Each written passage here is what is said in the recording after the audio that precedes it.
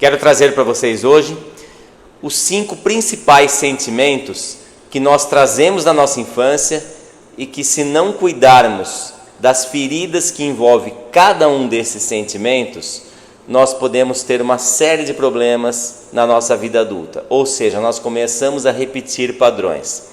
Então, quem trouxe esse estudo maravilhoso foi o médico e psicoterapeuta William Reich. Ele é considerado o pai da psicoterapia corporal. Ele foi um médico austríaco e ele começou a desenvolver um trabalho chamado análise de caráter. Conforme ele foi atendendo os seus pacientes, ele foi percebendo que o corpo trazia muitas informações. Ele foi compreendendo que era muito mais importante observar em como a pessoa contava a história dela do que exatamente o que ela falava. Olha que interessante, não? Ele ficou atento muito aos gestos, à postura e principalmente ao tipo de corpo. E aí ele foi identificando que pessoas que traziam algumas queixas em comum, elas tinham características corporais semelhantes. Então ele começou a desenvolver o trabalho de análise do caráter, que são traumas que nós passamos na fase de desenvolvimento, da infância, do 0 até 5 a 6 anos, que é a fase oral, a fase anal e a fase genital. Nesse período de desenvolvimento, de acordo com situações adversas que nós passamos na infância, a criança precisa desenvolver algumas ferramentas de defesa para sobreviver, para dar conta daquela situação. E através dessas ferramentas de defesa, ela vai desenvolvendo algumas características, e essas características, elas ficam no nosso corpo. Você sabia disso? Então, o nosso corpo conta a nossa história. E quando eu aprendo essa técnica, quando eu compreendo a análise do caráter, eu passo a compreender muito mais a mim mesmo e passo a compreender o outro. E a questão vai muito além de simplesmente fazer uma leitura corporal. A questão é cuidar desse sentimento, desse trauma que está por trás disso, para realmente eu poder me libertar, para ter um padrão de vida melhor. Então não adianta também só eu identificar, sabe? Essa pessoa é mais oral, essa pessoa é mais esquizoide. Eu entender o trauma que está por trás. O que tem por trás disso, o que gerou esse trauma. Então, os sentimentos básicos, e são fundamentais na nossa vida, o primeiro é de rejeição, que é a fase que a criança ainda está no útero, até mais ou menos a primeira semana de vida, onde a criança se sente rejeitada. Isso por uma série de motivos.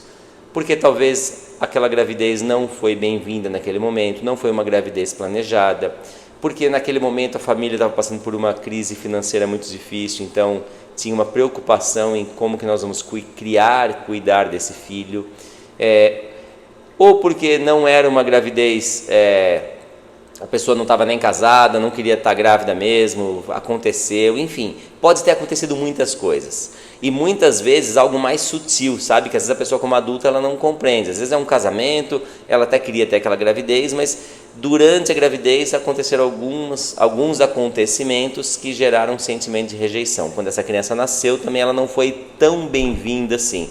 É nesse lugar que a gente observa o quanto é importante um parto humanizado. Como que essa criança é recebida ao mundo? Como que ela vem à luz? Então, se ali ela se sentir, se ali passa um trauma, que ela não está sendo tão bem-vinda, que foi um receber frio, um acolhimento frio, ela pode desenvolver um sentimento de rejeição. E a criança, quando ela se sente rejeitada, ela precisa criar recursos para dar conta. Então, assim, o que ela vai fazer? Já que ela não está sendo tão aceita, ela precisa usar os recursos. Que recursos? Que recursos que um bebê tem? Pouquíssimos. Ela se fecha. Ela guarda os sentimentos, ela vai internalizando as dores e vai entrando num recurso praticamente de não entrar em contato, de não sentir, ela vai se tornando mais racional. Isso vai gerar uma série de consequências na vida adulta, de pessoas que são mais isoladas, pessoas que não gostam de toque, enfim, e o corpo mostra isso. O segundo sentimento é o sentimento do abandono, onde já depois dessa primeira semana de vida, ainda na fase oral, a criança, ela não recebe aquilo que ela realmente precisa. Muitas vezes ela recebe aquilo que a mãe acha que é importante para ela, ou muitas vezes a mãe projeta na criança o que a criança que a mãe faltou. Então ela começa a dar para a criança a necessidade muito mais dela, mãe, do que da criança. E é claro, é muito difícil, né, para a mãe naquele momento ter essa compreensão. Então isso não quer dizer que seja porque a mãe não gosta ou ela faz de propósito. Não, por isso que eu falo, são questões muito sutis.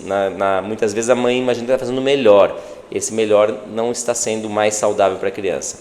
E claro, tem acontecimentos, situações mais graves onde realmente a mãe não se importa com essa criança.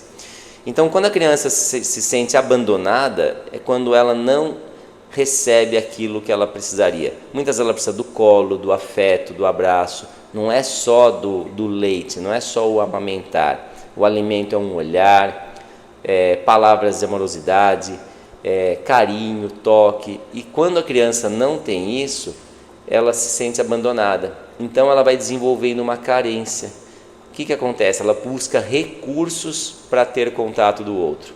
E você já imagina essa pessoa na vida adulta, aquela pessoa extremamente carente, quer estar grudada com todo mundo, fala demais, porque tem que ter alguém perto, gosta muito de toque, de contato, de abraço, aquela pessoa que te abraça e não solta mais o abraço, enfim, uma série de outros recursos, né, de características que se desenvolvem. O terceiro sentimento é o sentimento da manipulação.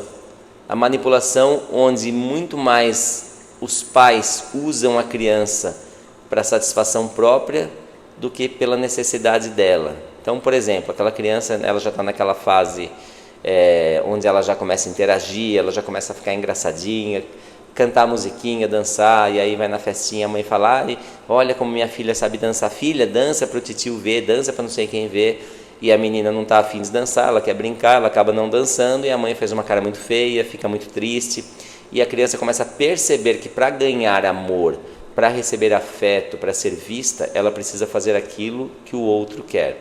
E aí ela começa a compreender isso. Então o que acontece? Aí quando ela faz aquilo que a mãe quer, ela é vista. Se ela não faz, a mãe fica muito chateada, muito triste. Às vezes até verbalizado, né? Filha, se você não fizer isso, a mamãe vai ficar tão triste. A vovó queria tanto ver você cantar aquela musiquinha. A vovó vai ficar muito triste, a vovó vai chorar se você não cantar. Gente, olha como isso é profundo, né? Como que a criança elabora tudo isso. Então, essa criança, que adulto vai se formar? E aí, vocês têm ideia? Um adulto que vai manipular o outro, porque ele sabe, e o grande medo dele é de ser manipulado, né? Esse sentimento dele é de ser manipulado pelo outro. Então, antes que alguém manipule ele manipula o outro. Essa é uma defesa que ele aprende. O quarto sentimento é o sentimento da humilhação. Humilhação é quando a criança é exigida a fazer coisas que ela ainda não é capaz, que ela ainda não está pronta, que é principalmente aquela fase onde começa a se treinar para tirar fralda, enfim. Então a criança muitas vezes ela é punida porque, por exemplo, porque ela fez cocô na calça, porque ela fez xixi na calça, ou porque ela deixou, sei lá, o quarto mais desorganizado. Enfim, ela é exigida demais a fazer coisas que ela não é capaz, que ela não tem esse controle. Então ela começa a se sentir humilhada, porque muitas vezes ela é exposta perante os outros, né? Ela leva bronca perante o irmãozinho, perante o titio, perante a família, e aí ela começa a se cobrar demais.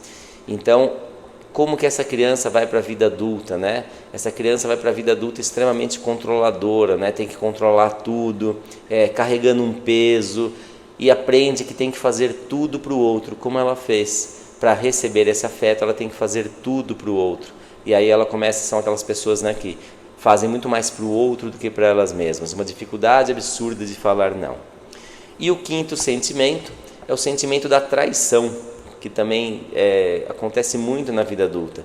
Que aí é aquela fase do Édipo, né, onde a criança já está lá na fase dos 3 a 5 anos, onde ela se sente às vezes muito seduzida pela mãe ou pelo pai, e às vezes até verbalizam isso, né? Às vezes o pai fala para a filha, eu sou seu namoradinho, ou a mãe fala para a filha que é o namoradinho, que o menino é o namoradinho dela, enfim, começa muita sedução, e é uma fase que a criança está desenvolvendo aquela energia sexual, então a criança fica muito encantada, né, pelo pai, pela mãe, E quando aquilo vai em excesso, né, quando vai além do saudável, a criança se sente traída porque ela ama, por exemplo, o menino, ele tem um grande amor pela mãe, mas a mãe no final fica com o pai. Ou a menina tem um grande amor pelo pai, mas esse pai acaba ficando com a mãe. Então ela já começa a triangular, e ela percebe que quem ela ama demais não fica com ela, fica com o outro. E essa pessoa desenvolve esse sentimento de traição, leva isso para a vida, e vão ser pessoas que vão ter uma dificuldade absurda de entregar o coração na fase adulta. E aí vão ser pessoas que têm uma tendência a trair, pessoas que têm tendência a triangular a relação, pessoas que têm uma dificuldade em entregar o coração, em confiar, mas são pessoas extremamente sedutoras, elas seduzem, elas conquistam, mas elas não se entregam. E claro, aqui eu estou falando de uma forma muito superficial. Você quer saber mais sobre todo esse assunto? Eu tenho o meu curso baseado nos caráteres de Reich, que chama Poderosa Linguagem do Corpo. Eu vou deixar o link aqui embaixo na descrição do vídeo. Vou deixar o link da minha página também, www.institutoisis.com. Lá também você tem acesso não só a esse curso, a outros cursos que eu tenho. O curso ele é 100% online, você assiste no momento que você quiser, é todo em vídeo e é uma ferramenta poderosíssima e muito terapêutica para a sua vida. Independente da profissão que você tem, serve demais para você melhorar os seus relacionamentos. Seu relacionamento amoroso, seu relacionamento profissional e principalmente seu relacionamento com você mesmo. Curta o vídeo, compartilhe, se inscreva no canal e seja muito bem-vindo.